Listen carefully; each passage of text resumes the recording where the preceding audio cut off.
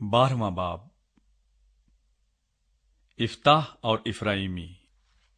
تب افرائیم کے لوگ جمع ہو کر شمال کی طرف گئے اور افتاح سے کہنے لگے کہ جب تو بنی امون سے جنگ کرنے کو گیا تو ہم کو ساتھ چلنے کو کیوں نہ بلوایا؟ سو ہم تیرے گھر کو تجھ سمیت جلائیں گے۔ افتاح نے ان کو جواب دیا کہ میرا اور میرے لوگوں کا بڑا جھگڑا بنی امون کے ساتھ ہو رہا تھا، اور جب میں نے تم کو بلوایا تو تم نے ان کے ہاتھ سے مجھے نہ بچایا، اور جب میں نے یہ دیکھا کہ تم مجھے نہیں بچاتے تو میں نے اپنی جان ہتھیلی پر رکھی اور بنی امون کے مقابلے کو چلا، اور خداوند نے ان کو میرے ہاتھ میں کر دیا۔ پس تم آج کے دن مجھ سے لڑنے کو میرے پاس کیوں چلے آئے؟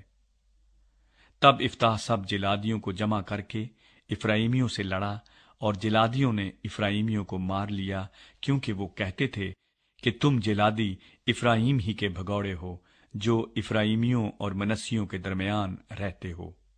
اور جلادیوں نے افرائیمیوں کا راستہ روکنے کے لیے یردن کے گھاٹوں کو اپنے قبضے میں کر لیا، اور جو بھاگا ہوا افرائیمی کہتا کہ مجھے پار جانے دو تو جلادی اس سے کہتے کہ کیا تو افرائیمی ہے؟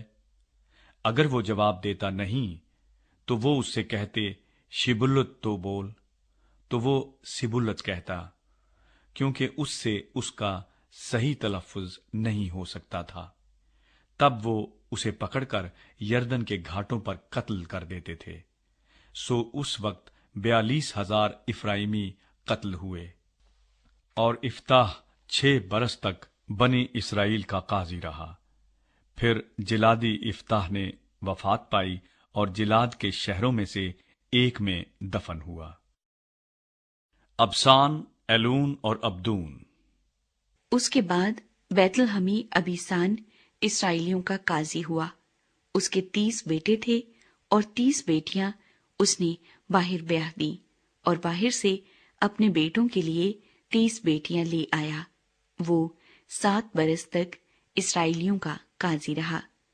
اور ابسان مر گیا اور بیت لحم میں دفن ہوا۔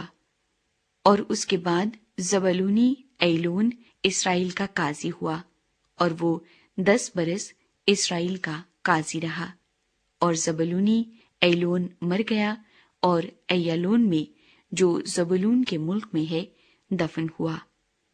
اس کے بعد فراتونی ہللیل کا بیٹا ابدون اسرائیل کا قاضی ہوا، اور اس کے 40 بیٹے اور 30 پوتے تھے، جو 70 جوان گدھوں پر سوار ہوتے تھے۔ اور وہ 8 برس اسرائیلیوں کا قاضی رہا۔ اور فراتونی ہللیل کا بیٹا ابدون مر گیا اور امالیکیوں کے کوہستانی علاقے میں فراتون میں جو افرائیم کے ملک میں ہے دفن ہوا۔